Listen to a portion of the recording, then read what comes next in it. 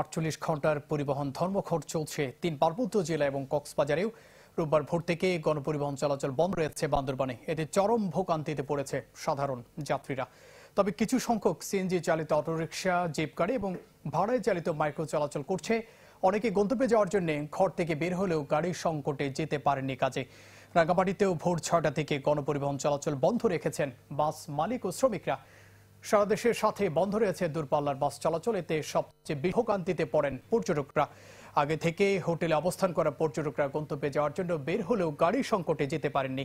এদিকে ধর্মঘটের প্রথম দিনে কাকড়াছড়ি থেকে চট্টগ্রামের উদ্দেশ্যে কোনো বাস ছেড়ে না গেলেও ফেনী, কুমিল্লা ও ঢাকা সহ দূরপাল্লার রুটে চলাচল করছে।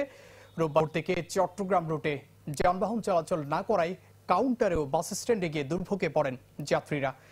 বাধ্য হয়ে অনেকে অতিরিক্ত ভাড়া দিয়ে মোটরসাইকেল ও 3 হুইলারে করে গন্তব্যে পৌঁছান।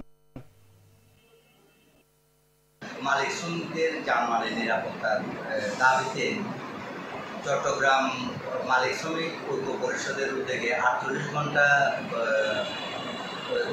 পরিবহন ধর্মঘট চলমান আছে। ওই এলাকায় আমাদের গাড়ি যেগুলো যায় এইগুলো বন্ধ রয়েছে, আর আমাদের জেলাগুলো আমাদের নিয়মিত পরিচালিত হচ্ছে এবং চলছে। 1, 2, 3 ঢাকায় জমি জিতে নিন 100% ক্যাশব্যাক সহ 20 কোটি টাকার পুরস্কার।